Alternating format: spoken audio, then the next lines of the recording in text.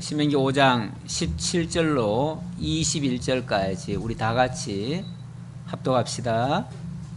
살인하지 말지니라, 간음하지 말지니라, 도둑질하지 말지니라, 내 이웃에 대하여 거짓 증거하지 말지니라, 내 이웃의 아내를 탐내지 말지니라, 내 이웃의 집이나 그의 밭이나 그의 남종이나 그의 여종이나 그의 소나 그의 나귀나 내 이웃의 모든 소유를 탐내지 말지니라. 아멘. 말지니라, 말지니라, 말지니라. 이 말지니라를 사람들이 그냥 말라로 이해를 합니다. 말라. 하지 말라. 하라, 하지 말라. 이렇게 이해를 해버리는데, 그렇게 해버리면은, 그 행위를 하는 주체가 나가 되는 거죠. 내가 할 수도 있고 안 할 수도 있고 내 의지에 따라서 할 수도 있고 못 할 수도 있는 것처럼, 이렇게, 그러니까 주도권이 인간에게 있는 거죠. 하나님은 명령하는 자고 인간은 그것을 지켜야 되는 자지요. 그렇게 되는데, 제가 지난번에도 그렇게 말씀드렸습니다. 이 말진이라고 하는 거는 그냥 말라라는 뜻이 아니라, 하라 하지 말라라는 뜻이 아니라 하나님의 지고한 뜻을 담고 있고, 그 어떤 당위성을 얘기하는 거다. 그렇기 때문에 사실은 말라보다는 못한다 또는 할 수 없다, 이런 의미가 오히려 더 강하다. 그렇게 말씀드린 바가 있습니다. 그래서 살인하지 말라, 말지니라로 이해하지 말고 살인할 수 없다, 이렇게 이해를 해야 맞다는 거죠. 살인할 수 없다. 그러니까 살인하지 말지니라 그러면은 너들이 살인하면 안 돼, 그러니까 살인하지 마, 이렇게 인간에게 마치 초점이 맞춰져 있잖아요. 근데 그게 아니고 하나님이 너희는 살인할 수 없어, 이렇게 말씀하는 거죠. 살인할 수 없어. 그 말은 살인했다가는 큰일 나는 거죠. 살인했다가는 바로 하나님께 걸리는 거죠. 하나님은 살인할 수 없게 만들어 놨는데 우리가 살인을 해버리니까, 그러면은 완전히 하나님 이상을 우리가 해버리는 꼴이 되는 거죠. 하나님 이상으로 넘어가는 꼴이 되는 거죠. 하나님 자리에 올라가는 거나 마찬가지죠. 이 생명이라고 하는 거는 생명의 주인이신 하나님께 달린 겁니다. 그 생명이 우리 게 아니에요. 내 생명이 내 게 아니에요. 왜 살인할 수 없는가 하면은, 살인이라고 하는 건 생명을 거두는 거잖아요. 생명을 거두는 거죠? 맞아요, 안 맞아요? Yes, no? 아니, 생명을 거둔다. 그러니까 죽인다는 말도 생명을 거두는 거 아니에요. 근데 그 생명이 내 거예요? 하나님 건데 하나님 생명을 내가 거두면은 뭐 하는 거죠? 하나님 자리에 올라간 거지. 하나님 자리, 그냥 살인한 정도가 아니라 그 생명이 하나님 건데 하나님 자리에 올라가서 하나님의 할 일을 하는 거죠. 그렇잖아요? 생명을 살리고 죽이는 것은 하나님만이 할 수 있는 거예요. 원래 인간은 내 게 아니에요. 내 생명이 아니에요. 우리가 태어날 때 내가 생명 가지고 태어났어요?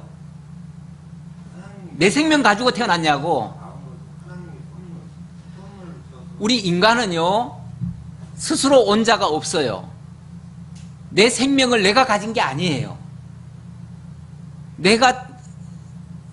사실 내게 아무것도 없어요. 내게 아무것도 없고, 하나님이 생명을 주니까 생명이 있는 거예요. 그리고 하나님이 생명을 거둬가시면 우리는 생명이 없는 거예요. 그러니까 이게 내 생명이라고 생각하면 안 돼요. 사람들이 자살을 하거나 살인하거나 똑같은 거예요. 사람은, 그러니까 이 자살이라고 하는 것도 자기 생명을 거두는 거 아니에요. 또 살인이라고 하는 건 남의 생명을 거두는 거 아니에요. 그 생명이 자기 게 아닌데 어떻게 자기가 거둘 수가 있어요. 남의 생명인데 어떻게 내가 거둘 수 있냐고. 또 내 생명은 거둘 수 있다고요? 내 생명도 내 게 아니라니까. 그러니까 내 생명 거둘 수 없어요. 그러니까 하지 말라가 아니라 할 수 없다, 이 말이에요. 할 수 없다. 왜? 하나님 거니까. 하나님의 생명이니까. 그 말이에요. 그래서 이 말씀을 통해서 오직 생명의 주인이 하나님이심을 알게 해주고요. 무엇보다 이것은 하나님의 언약과 관계가 있어요. 하나님이 생명을 주신 이유는 뭐예요? 언약 자손을 생육번성시키기 위해서예요. 그런데 그 생명을 거둔다는 것은 하나님의 언약을 이루어지지 못하게 해방하는 꼴이나 마찬가지예요. 그것이 가장 큰 악한 거지요. 하나님의 언약이 이루어지지 못하도록, 다시 말하면 생육번성이 이루어지지 못하도록 하는 행위야말로 그야말로 하나님 자리에 올라가서 하나님을 대적하는 행위가 되는 거예요. 그게 무서운 거죠. 그래서 생명을 거둬서는 안 된다. 절대로. 예. 그 단순히 생명은 존귀한 거니까 이런 차원이 아니에요. 내게 아니기 때문에, 하나님 거기 때문에, 하나님이 주신 생명이기 때문에. 그러니까 생명이 고귀하다는 것도 우리가 동물적인 생명으로 고귀하게 느끼면 안 돼요. 요즘 사람들이 이게 혼선을 겪어요. 요즘 자꾸 동물을 너무 사랑하는 나머지 동물을 무슨 뭐 반려견이니 반려묘니 뭐 이렇게 얘기하면서 마치 동물이 우리 인간하고 똑같은 것처럼 자꾸 생각을 하는데, 그 반려라는 말은 참 안 좋은 말입니다. 그게 원래 반려라는 말은 뭐죠? 여생을 같이 한다는 말이잖아요. 함께 생명을 같이 한다는 얘기 아니에요. 예. 나와 생명을 같이 하는 걸 반려라고 그래요. 자, 그러면은 내 반려자, 그러면은 내 반려자가 누구죠? 그렇죠. 나의 부인이나 남편. 그 사람은 죽을 때까지 같이 가는 사람이에요. 예. 할 수만 있으면 같이 죽어야지. 그때까지 우리가 같이 가는 사람을 반려자다, 그렇게 얘기를 하는데, 아니 개를 보고 반려자래, 반려견이래. 그럼 뭐가 되는 거죠? 그 개하고 생명을 같이 하겠다는 얘기 아니에요. 그런 의미에서 그렇게 개한테 반려자를 붙이면 안 되는 거예요, 절대. 예. 그냥 애견 정도는 돼요. 애견이라는 거는 내가 좀 좋아한다, 또는 내가 사랑한다, 그래서 내가 아낀다, 뭐 그런 차원에서는 가능해요. 그러나 반려라는 말을 함부로 쓰면 안 돼요. 반려라고 하는 거는 그 생명이 나와 똑같은 개념으로, 나와 같이 존귀한, 그래서 그 함께 할 수 있는, 생명을 함께 할 수 있는 그런 대상이에요. 그거는 정말 이 인간의 생명이라고 하는 것, 특히 하나님이 주신 생명, 하나님이 우리에게 당신의 백성으로 삼아주신 생명, 그 생명이 너무 고귀한 거예요. 그런 의미에서 그 생명을 존귀하게 여기고 그 생명이 귀하다는 거지. 아니 뭐 동물 같은 걸 마치 인간처럼 취급해가지고 그렇게 귀하게 여기는 거는 인간을 오히려 동물처럼 수준으로 끌어내리는 결과밖에 안 돼요. 그거는 오히려 잘못된 행위예요. 네. 어쨌든 이 생명은 하나님께로부터 주어졌기 때문에 고귀하다는 것이고, 무엇보다 지금 이스라엘 백성들을 하나님이 애굽 땅 종되었던 집에서 이끌어내가지고 생육번성시켜서 하나님의 나라 백성으로 지금 삼으시려고 만들어가는 중인데, 만약에 살인이 일어나면, 생명을 거두는 일이 일어나면, 임의적으로 그렇게 되어지면 하나님의 그 역사를 거부하는 행위가 되고요, 하나님이 자유케 한 걸 갖다가 스스로 그 생명을 없애버리는, 그래가지고 하나님이 역사하신 그 모든 행위를 제거하는 행위가 돼요. 그래서 굉장히 이거는 큰 죄악이 되는 거예요. 그래서 못한다고, 할 수 없다고 이렇게 단을 해버리는 거예요. 그렇게 하고, 그런데 사람은요, 또 어떤 착각을 했냐면, 대부분의 사람들이 실제 사람을 죽이지만 않으면은 살인이 아니라고 생각을 했어요. 그렇죠? 그래가지고 실제로 뭐 사람들은 막 미워하고 죽일 듯이 그렇게 생각하면서도 자기들은 제6계명을 다 지킨 것처럼 자고한 사람들이 있었어요. 예수님 당시에 그 바리새인들과 서기관들이 그런 짓을 했어요. 그들이 걸핏하면 사람들을 미워하고, 심지어는 예수를 죽이려고 하고 예수님의 제자들을 미워하고 그런 짓을 했거든요. 그러면서도 자기들은 율법을 다 지킨 양 이렇게 자고를 했어요. 그래서 예수님이 그들을 가리켜서, 그들을 향해서 너희가 살인하지 말라는 계명을 들었지만, 율법에서 들었지만 나는 너희에게 말한다 하면서 형제를 향하여 라가라 하는 자도 이미 살인하였느니라. 형제를 향하여 미워만 해도 이미 살인하였느니라. 이렇게 얘기를 해요. 이거는 그 율법의 근본 의도는 살인하지 못하도록 하는 이야기지만 이 살인이라는 게 원래 곧바로 살인이 됩니까?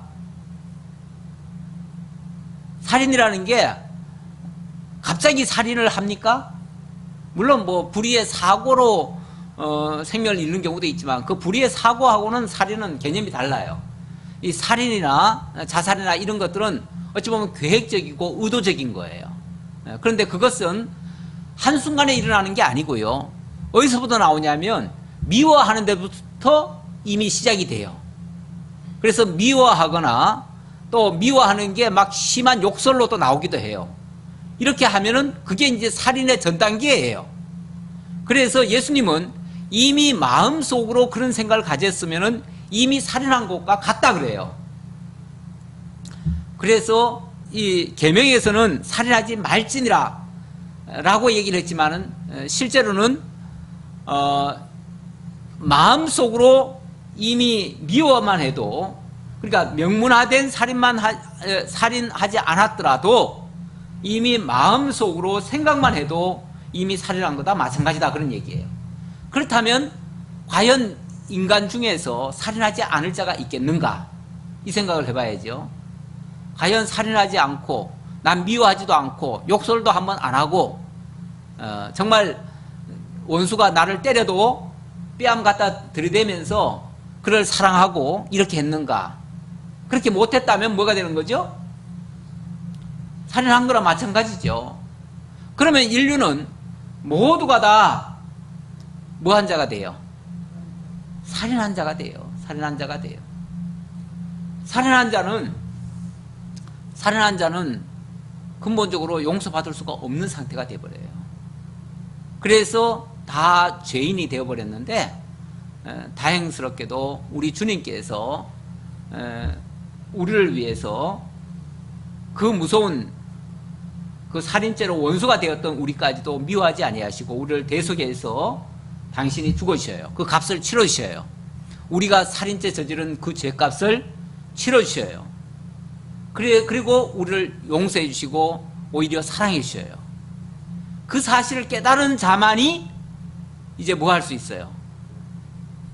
아, 주님께서 우리를 이렇게 원수 같은 우리도 사랑하셨구나. 그렇다면 우리가 어떻게 사랑하지 않겠느냐 하면서 형제를 용서해 주고 형제를 품어줄 수 있는 그런 상태로 만들어져 가요.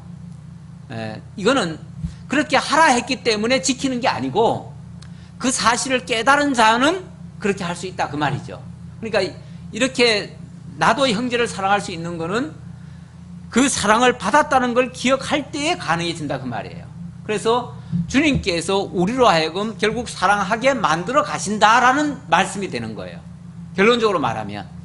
그러니까 살인하지 말지니라. 그러니까 너희는 살인할 수 없다라고 말을 했지만 결국은 우리로 하여금 살인하지 않도록 서로 사랑하도록 만들어 가신다라는 뜻이에요. 지난번에 제가 이 계명은 곧 언약이라고 그랬죠. 언약이란 말은 미래에 하나님이 우리를 통해서 이루실 내용이란 얘기예요. 그렇다면 물론 그 언약의 주체는 그리스도시고 그리스도께서 이루신 것을 우리는 어찌 보면 닮아가는 형식이죠. 우리가 직접 그것을 다 이룬다는 게 아니라 그리스도를 통해서 이루어진다 그 말이에요. 그래서 그리스도를 통해서 우리에게 사랑을 깨닫게 하고 그 사랑을 우리도 할 수 있도록 만든다는 거죠. 그래서 이 살인하지 말지니라는 말은 굉장히 무서운 말씀이지만 그건 결국 우리로 하여금 사랑하게 하신다는 얘기예요. 결론적으로 말하면. 자, 그 다음 간음하지 말지니라. 이 제7계명인데요. 이 제7계명에 대해서도 마찬가지예요. 예수님께서는 이 명문화된 간음, 그것만을 간음이라고 하는 것이 아니라 이미 음욕을 품는 자마다 이미 간음하였다라고 정의를 하셨어요. 그리고 야고보 사도는 또 그런 말을 했어요. 4장 4절에서 야고보서 4장 4절에서 세상과 벗된 간음하는 여자들이라고 이렇게 표현을 했어요. 세상과 벗되는 것이 간음하는 여자들이다. 다시 말하면 이 세상을 사랑하고 세상에 빠져 있다면 그 자체가 바로 간음하는 여자와 같다, 그 얘기예요. 원래 간음이라는 의미가 그 본 남편과 사는 거는 간음 행위가 아니죠. 그런데 만약에 본 남편이 있는데 다른 남편을 따라가면은 그건 간음이 되는 거죠. 근데 하나님이 우리를 당신의 아내처럼, 호세아에서 보면 내가 이스라엘 백성들에게 장가 들었다, 이런 표현도 해요. 마치 당신의 백성들을, 그래서 때로는 당신의 자녀라고도 하지만 당신의 아내처럼 자기 백성들을 그렇게 인정하기도 해요. 그런데 당신이 그렇게 사랑하셔서 당신의 자녀로, 당신의 아내로 이렇게 인정을 하고 사랑해 주셨는데 그 백성들이 자기를 싫어해요. 그리고 자기를 버리고 다른 우상을 따라가요. 그럼 그게 뭐예요? 그게 간음 행위라고 말이죠. 그러니까 하나님보다 더 좋아하는 게 있다면, 뭐 우상도 그런 거 아니겠어요? 그런데 더 좋아하고 세상에 완전히 빠져 있고 하나님 잊어버리고 하나님을 등져버리고 이렇게 하는 거, 그게 바로 간음하는 행위가 돼요. 근데 솔직히 우리가 세상에 살면서 세상을 완전히 등질 수가 있나요? 등질 수가 없죠. 만약에 거기서 온전히 세상을 등지고 살려면은 사도 바울이 뭐라고 그랬냐면 세상을 떠나야 된다 그랬어요. 세상을 떠나야. 우리는 세상을 떠나기 전까지는 이 땅에 있는 것을 가지고 살 수밖에 없어요.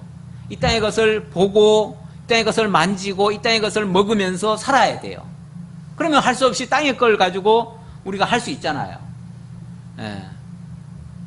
근데 이걸 무조건 다 취하지 말라, 하지 말라가 아니라 사실은 우리가 하나님을 사랑하기 위해서 하는 일들은 다 가능하지요. 다시 말하면 하나님이 당신을 섬기고 당신을 따르고 당신을 믿고 당신과 함께 살기 위해서 당신이 베풀어 준 거는 우리가 다 누릴 수 있어요.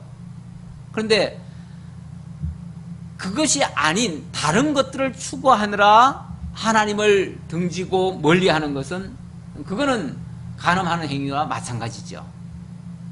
물론 육적 간음도 마찬가지고요. 그것도 다 같은 범주에 들어가는 얘기고요. 저는 그보다 더 심각한 것이 이 영적인 간음이기 때문에 그 부분을 내가 강조해 드리는 거예요. 그런데 우리 주님께서 이 땅에 육신을 입고 이 땅에 오셨지만은 항상 그 성령이 충만한 상태에 있을 때 있음으로써 육체의 어떠한 소욕도 다 이겨내셨어요. 마찬가지로 그거는 이제 우리에게 보여주신 거죠. 우리도 성령이 충만할 때에는 세상의 미련을 버리고 하나님만을 향하게 될 수 있다는 얘기예요. 그래서 땅의 것을 추구하지 말고 위의 것을 바라보라고 하고 영의 소욕을, 육체의 소욕을 죽이고 영의 소욕을 쫓으라, 이렇게 표현하시죠. 이게 이제 성령께서 우리에게 해가시겠다고 하는 그러한 약속의 말씀이에요. 약속의 말씀이니까 결국은 장차는 성령께서 오셔서 우리와 함께 하시며 하나님의 것을 바라보게 한다는 거죠. 그런데 이제 우리가 바라볼 동안만큼은 세상 것을 떠나게 되지요. 그런데 위의 것을 바라보지 않으면은 우리는 세상에 또 취할 수밖에 없어요. 그래서 날마다 위의 것을 쫓도록 하시는 말씀이에요. 그 다음 19절의 말씀입니다. 8번째 계명인데요. 도둑질하지 말지니라. 도둑질. 도둑질이 뭐죠? 훔치는 거. 남의 것을 내 것으로 삼는 거죠. 그냥 훔친다라기보다도 남의 것을 내 것 삼는 거. 제가 이제 범위를 좀 더 넓혀요. 왜냐하면 자꾸 도둑질 하지 말라니까 남의 것만 안 훔치면 난 도둑질 안 했다라고 생각을 해요. 근데 남의 것을 훔치지 않더라도 내 것이라고 생각하는 것도 사실은 도둑질이 될 수 있어요. 우리 집에 거 훔치면 도둑질 안 되죠. 집에 있는 거는 다 내 거죠.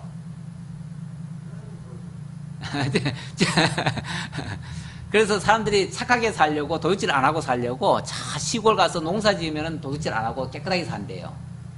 저 바닷가에 가서 고기잡이 하면은 업으로 살면 도둑질 안 하고 정직하게 살 수 있대요. 그런가요? 저 바닷가의 물고기는 전부 다 내 건가요? 그것도 내 거 아니에요. 그렇죠? 사실은 저 들판에 있는 것도 곡식도 다 내 거 아니에요. 그럼 내가 심었으니까 내 거죠.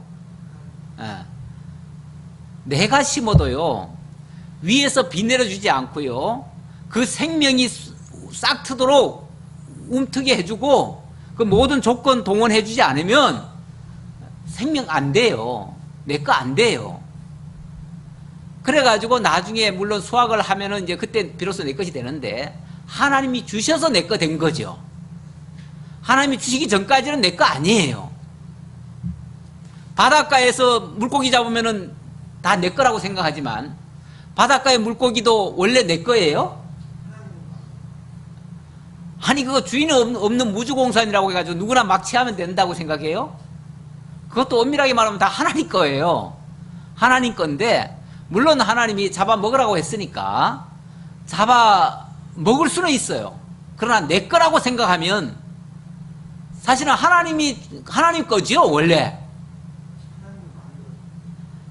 사실 무엇도요, 내 것이 없어요. 아까도 제가 생명도 내 거 아니라고 그랬는데, 생명뿐 아니라 내가 가지고 있는 모든 것 내 거 아니에요. 엄밀하게 말하면. 왜? 내가 이 세상에 태어날 때 뭘 가지고 왔습니까? 가지고 온 적 없어요. 나 빈손으로 왔어요. 빈손으로 왔는데 지금 이만큼 가졌어요. 그러면은 누군가 주어서 내 거 된 거지, 내가 원래 가지고 있던 내 게 아니잖아요. 그렇죠? 그러면 누군가 주어서 내 것이 되었고, 이제 거기다가 하나님이, 쉽게 말하면 다 하나님이 주셔서 내 거 된 거예요. 주셔서 됐고, 또 하나님이 그것을 경계선을 그어줬어요. 그래서 여기서 여기까지는 네가 가지고 누려라. 하나님이 누리라고 주신 거예요. 누리라고 주신 거. 그러면 누리면 돼요. 그러면 누리면서 하나님 것을 하나님이 이렇게 주셔서 누리게 하시니 감사합니다. 이렇게 하면은 정말 정직하게 깨달은 거예요. 근데 이건 내 거야! 라고 하면은, 그 하나님 것을 지금 하나님이 누리라고 준 거지, 네 거라고 준 건 아니잖아요. 네 소유하라고 준 건 아니잖아요. 그렇죠? 그런데 남의 것을 내 것으로 삼는 그 자체가 아까 뭐라고 그랬어요, 제가? 도둑이라고 그랬죠? 그렇다면 하나님의 것을 내 것이라고 생각하는 그 자체도 뭐예요? 다 도둑이에요. 다 도둑이거나, 또 하나님이 주신 거 이상을 또 더 취하려고 하는 경우도 있어요.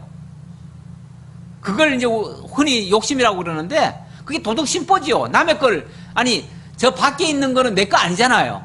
내 거 아니고 하나님이 다른 사람에게 경기를 그어놨잖아요. 그런데 그걸 내 거 삼으려고 했으니까 그 자체가 도둑 심보 아니에요? 이렇게 말하면은 이제 아무것도 취할 게 없네. 아무것도 내 것도 없고. 맞아요. 근데 하나님이 주셔서 취할 수는 있어요. 주신 것은 누릴 수는 있어요. 그거는 감사함으로 받으면 돼요. 그러면은 그거는 정말 하나님이 주신 것을 감사함으로 받고, 그 중에서 우리가 10분의 1이라고 하는 걸 이제 구약시대 때는, 그래서 하나님은 원래는 다 내 거라고 그러죠. 다 내 거. 다 내 거라고 하시면서 그 중에 10분의 1을 뭐 하라고 합니까? 11조를 하라고 했지요. 11조 하라는 이유는 뭐냐면요, 다 지 건 줄 아니까. 지 거라는 거를 못하게 하려고, 하나님의 거야. 하나님의 거를 뭐하게? 기억하게 하려고. 기억하게 하려고 10분의 1을 하나님께 다시 돌려. 그 말이에요. 그거는 자기 거라는 그 욕심을 없애고 착각을 빼버리게 하기 위해서 하나님이 그렇게 말씀하신 거죠. 예. 그렇게까지 하셨는데, 어쨌든 이 세상 것에다가 목적을 두고 그걸 내 것인 양 생각하거나, 또 또 하나님이 주신 것을 잊어버리거나 또 하나님이 주시지 않은 것까지 취하려고 한다면 그 자체가 바로 도둑이 될 수가 있어요. 그래서 이 말씀은 철저하게 하나님을 주인으로 인정하라는 것과 또 하나님이 우리에게 맡기신 것은 우리를 청지기로 삼았다는 거. 청지기로 삼았다는 거. 청지기라고 하는 거는 그걸 잘 유지하고 하나님의 선한 일에 사용하고 하나님의 뜻대로 사용하는 거. 그게 청지기적인 삶이죠. 우리로 하여금 청지기적인 삶을 살게 하시려고 하나님이 이 말씀을 하신 거예요. 이스라엘 백성들도 솔직히 이스라엘 백성들이 애굽 땅에서 나와가지고 약속의 땅 가나안 들어갔습니다.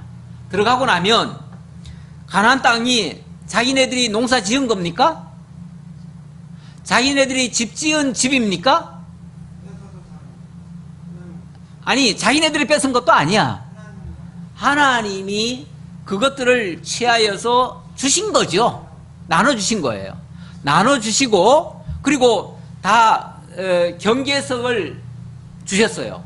그래서 각 나라마다 각 지파마다 기업을 주시고 각 자손들별로 다 기업을 주었어요.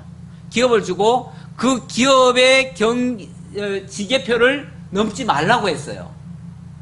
그런데 그 지계표를 간혹 넘지요. 넘으면 그 자체가 도둑이 되는 거죠. 그러니까 하나님이 분정한 거 외에 더 취하려고 하면 그 자체가 도둑이라는 거예요. 그리고 보면 우리는 다 하나님이 주셔서 누리고 살고 있어요. 그래서 그걸 인정하는 것이 자족하는 삶이에요. 이 자족하는 자들이 행복감을 느껴요. 그런데 자족하지 못하면요, 뭔가 부족함을 느끼죠. 부족함을 느끼면 항상 배고프다고 말을 하고, 항상 배고픈 자는 뭐예요? 더 취하려고 해야죠. 남의 것을 취하려고 해야죠. 남의 거라도 내 것 삼아야죠. 그런 사람은요, 항상 부족하기 때문에 항상 불행해요. 부족한 자는 만족함이 없어요. 만족함이 없으면 불행한 자예요. 네. 우리가 이렇게 자족할 줄 알고 청직인 줄 알고 하나님을 주인 삼고 하나님이 주신 것을 가지고 누리는 삶이면요, 그것이 적든 많든 상관이 없어요. 하나님 필요한 만큼 주셨다고 생각하니까 그걸로 만족하면 그게 행복한 삶이에요. 우리가 하나님 앞에서 그런 자세로 살아가는 것이 도둑질하지 아니하는 삶이에요. 그 다음 9번째 계명입니다. 거짓 증거하지 말지니라. 내 이웃에 대하여 거짓 증거하지 말지니라. 사람들은 기본적으로 자기중심적으로 살아가요. 자기중심적으로 살아가기 때문에 이런 말이 있어요. 불의에 대해서는 눈을 잘 감지만은 불이익 앞에는 눈을 불하려 해요. 그렇죠? 불이익은 절대로 양보 안 해요. 그러니까 내 손해보는 짓은 절대 안 한다 그 말이죠. 남이 뭐 손해보고 남이 뭐 죽고 망하는 거는 그거는 내 알 바 아니에요. 그러니까 그런 거는 그냥 적당히 눈 감아요. 괜히 내가 눈 떠봤자 귀찮아. 그러니까 그런 거는 눈 돌리고 내 손해는 절대로 양보 안 해요. 그리고 누군가 나한테 조금이라도 손해 끼치려고 한다면 무슨 수를 써서라도 그걸 방어하려고 해요. 그러다 보니까 때로는 변명도 하고 또 뭐 항의도 하고 또 심지어는 거짓말로 증거까지 해요. 그러니까 이런 것들이 다 자기 합리화하기 위한 수단이죠.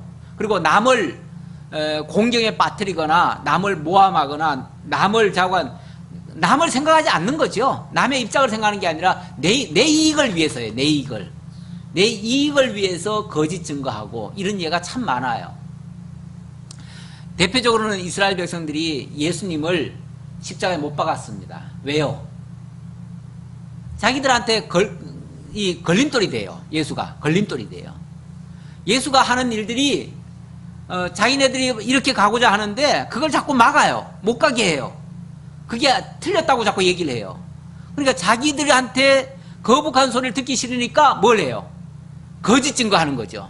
거짓 증거해가지고 저 인간이 스스로 메시아라고 했다. 그래서 참남하다. 그러면서 신성모독죄라는 죄명을 씌워가지고 예수를 결국은 십자가에 못 박아 죽였죠. 저 예수를 제거해야 우리가 편안할 것 같다. 이런 생각이죠. 자기들 이익 위해서 거짓 증거를 한 거죠. 이것이 가장 악한 일이죠. 그래서 예수님은 그들을 가리켜서 거짓말장이다 또는 독사의 자식들이다 이런 표현까지 썼는데, 이 독사, 뱀이죠. 옛뱀이 뭐 했어요? 거짓말했죠. 거짓말로 하와를 속이고 아담을 속여가지고 결국은 죄의 종이 되게 만들었어요.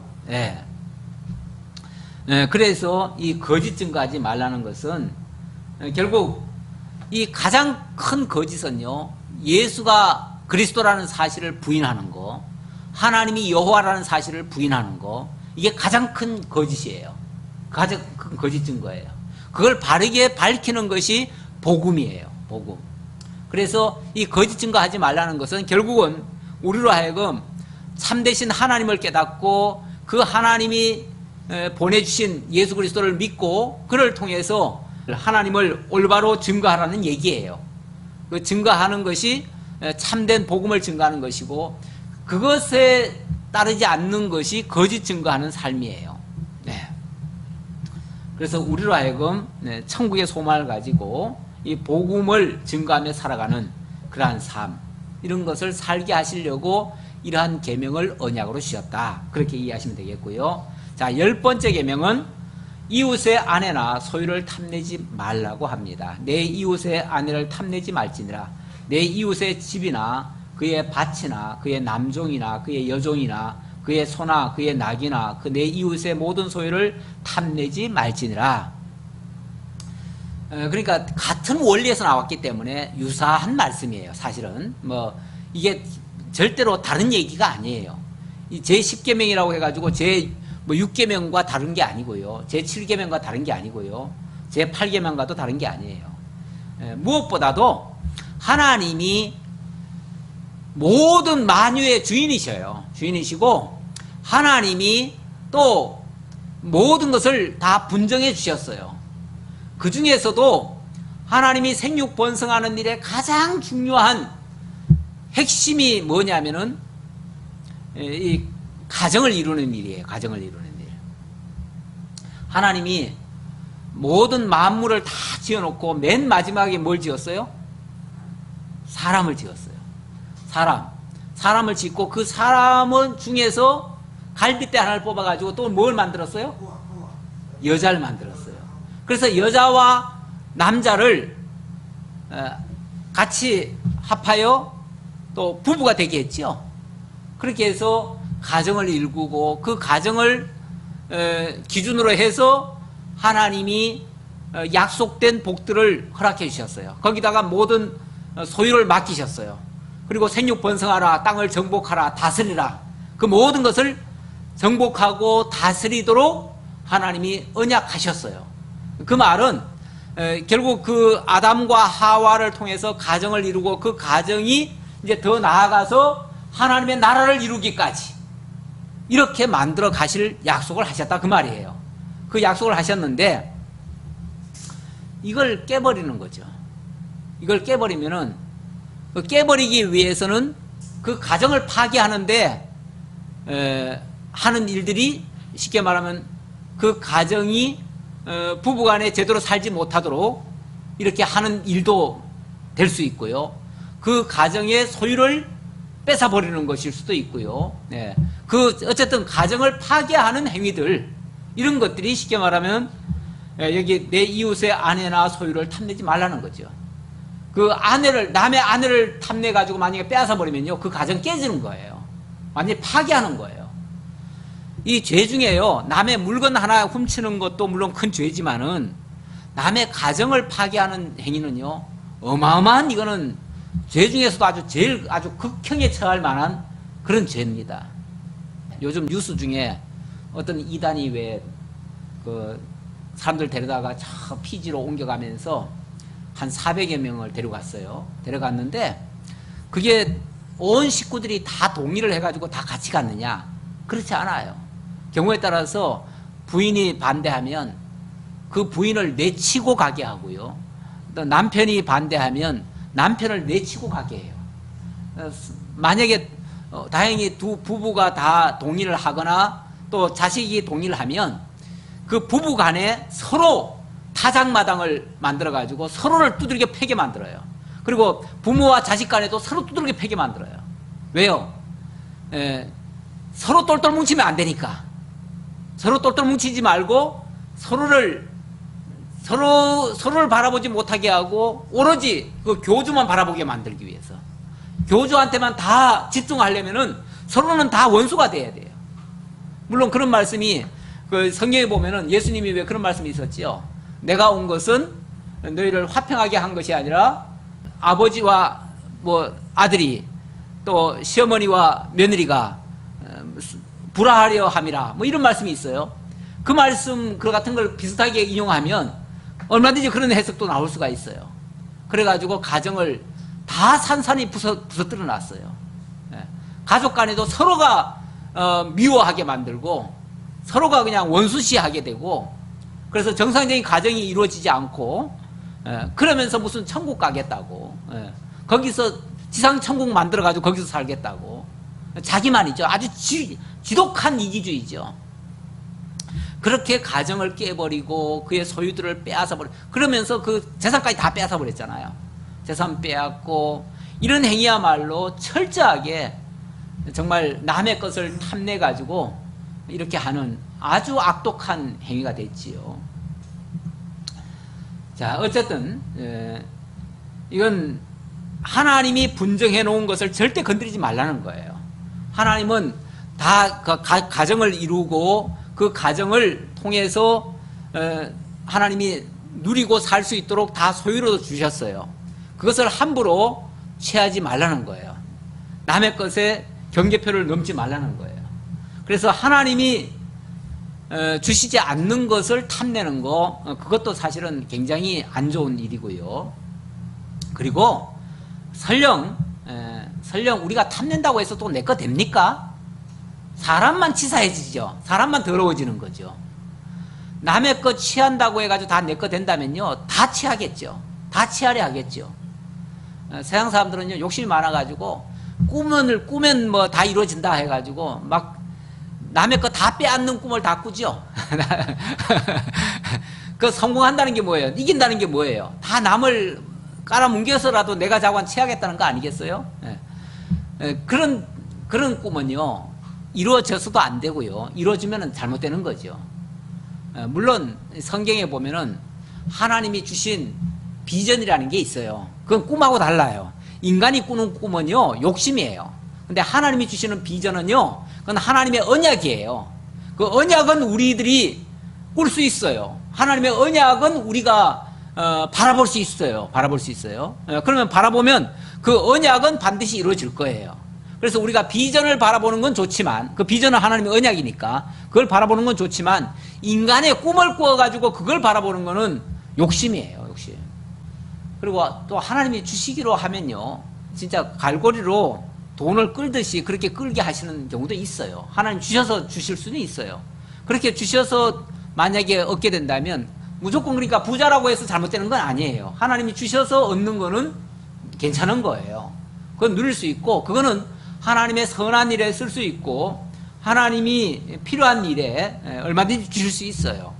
뭐 성경에도 보면은 아브라함이나 그 많은 사람들이 다 부유하게 살았어요. 그건 하나님 주셔서 살게 하신 거예요. 그건 잘못된 게 아니에요. 그런데 욕심으로 얻는 것은 바람직하지 않다.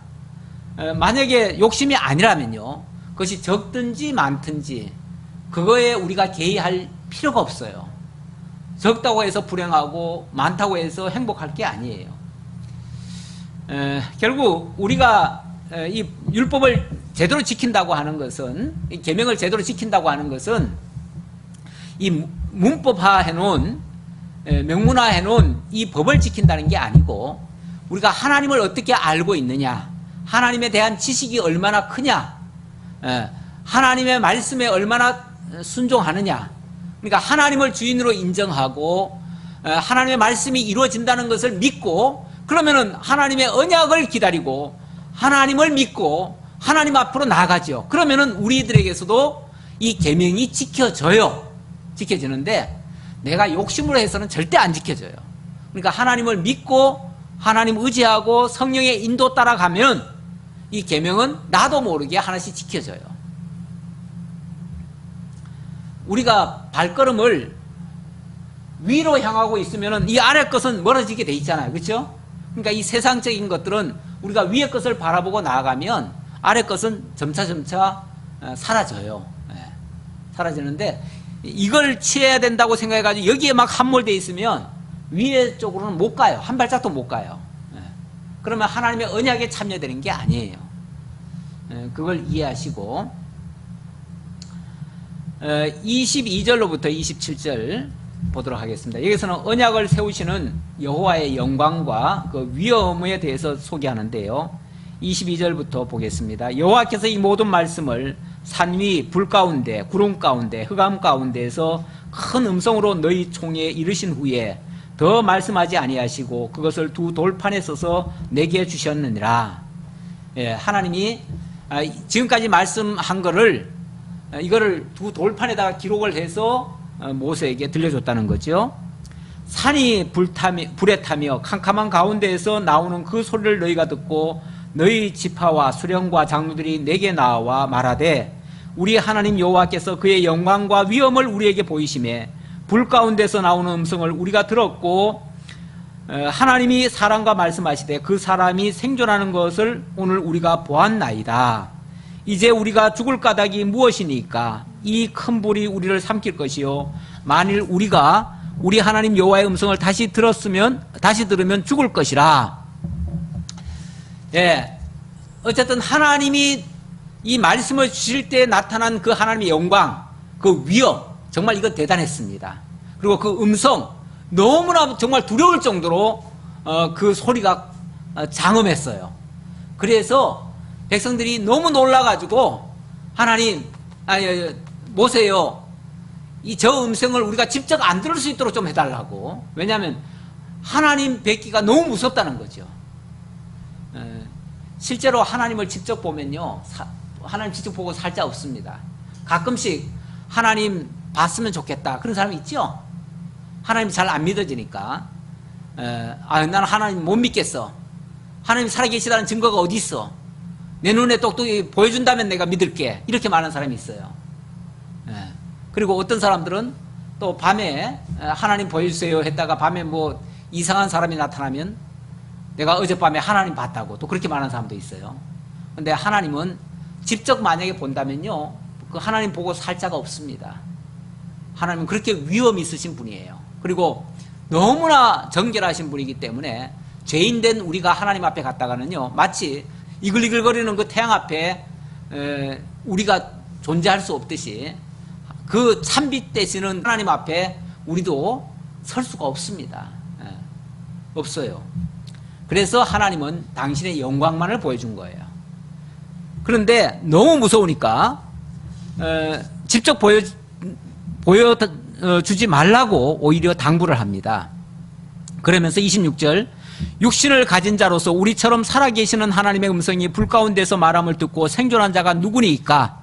당신은 가까이 나아가서 우리 하나님 여호와께서 하시는 말씀을 다 듣고 우리 하나님 여호와께서 당신에게 이르시는 것을 다 우리에게 전하소서. 우리가 듣고 행하겠나이다 하였느니라. 그래서 제발 모세 당신만 가서 직접 들으시고 우리한테는 그냥 전달만 해주세요.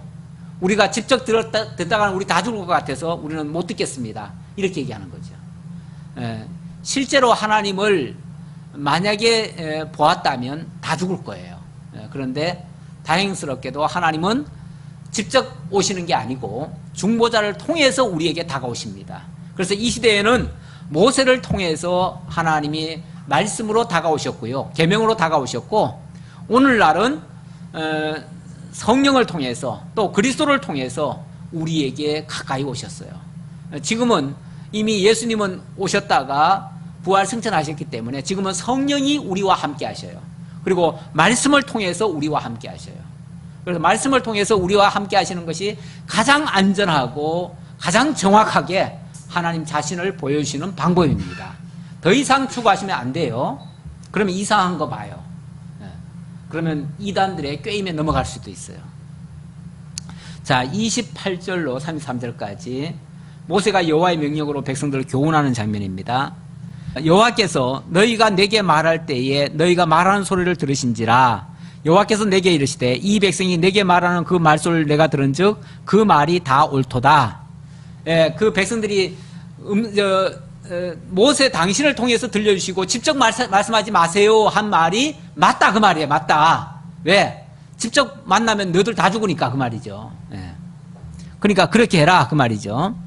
다만 그들이 항상 이 같은 마음을 품어 나를 경외하며 내 모든 명령을 지켜서 그들과 그의 자손이 영원히 복받기를 원하노라. 가서 그들에게 각기 장막으로 돌아가라. 이르고 너는 여기 내 곁에 서 있으라. 내가 모든 명령과 규례와 법도를 내게 이르리니 너는 그것을 그들에게 가르쳐서 내가 그들에게 기업으로 주는 땅에서 그들에게 이것을 행하게 하라 하셨나니. 우선 거기까지 봅시다.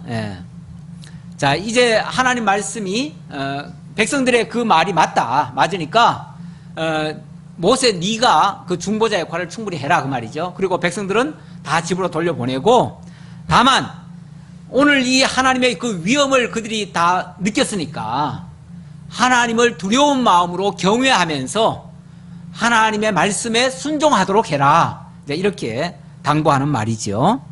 자, 그래 놓고 32절입니다.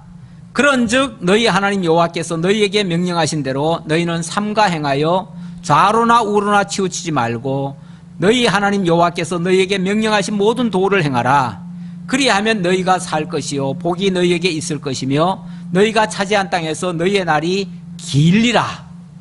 이 약속의 말씀대로 그들이 만약에 하나님을 두려워하며 하나님의 말씀을 기억하고, 그러니까 행한다는 개념보다는 이 말씀을 잊지 않고 기억하고, 그리고 하나님의 언약이 이루어지기를 기다리면서 그렇게 살아간다면 그 땅에서 오랫동안 살게 되겠죠.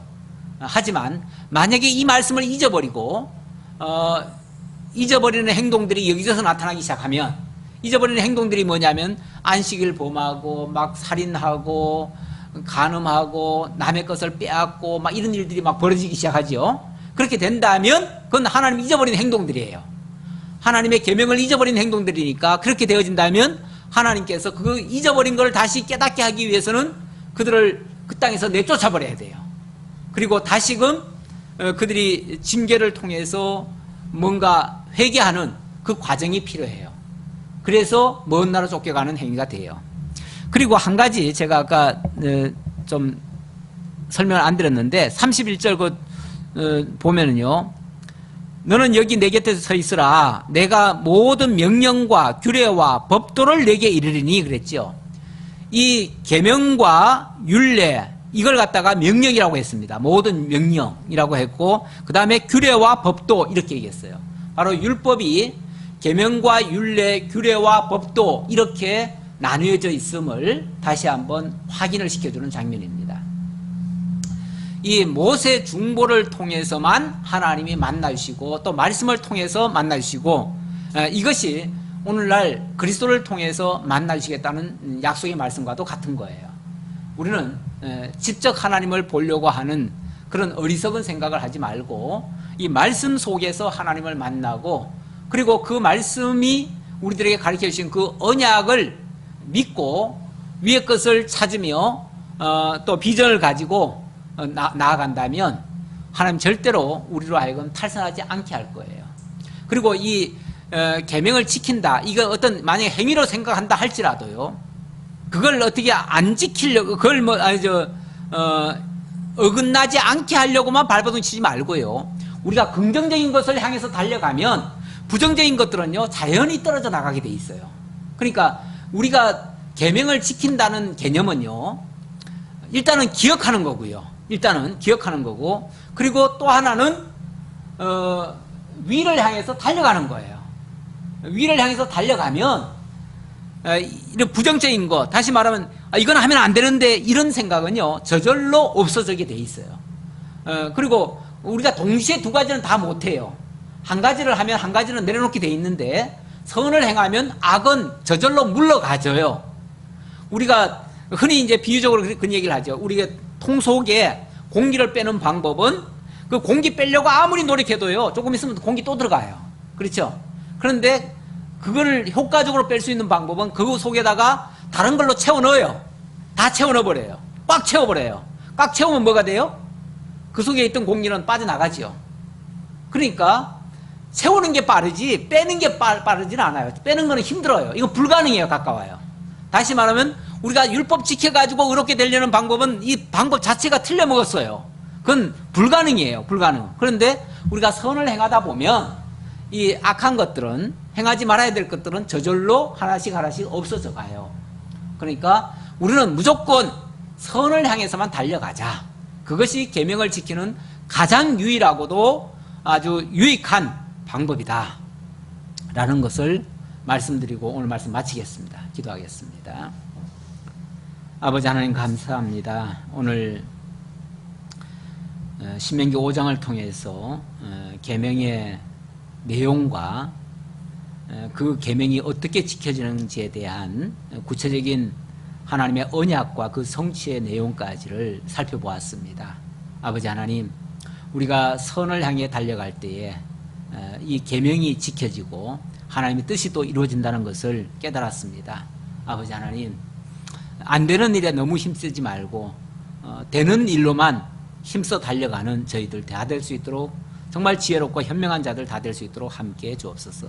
무엇보다 성령께서 우리를 끝까지 동행하신다 하셨사오니 성령만 의지하고 성령의 인도를 따라서 살아가는 저희들 다 되도록 함께해 주옵소서. 또 한 주간 살아갈 때에 주께서 함께 하심으로 승리하고 돌아올 수 있도록 함께해 주옵소서. 감사드렸고 예수님의 이름으로 기도하옵나이다. 아멘. 하늘에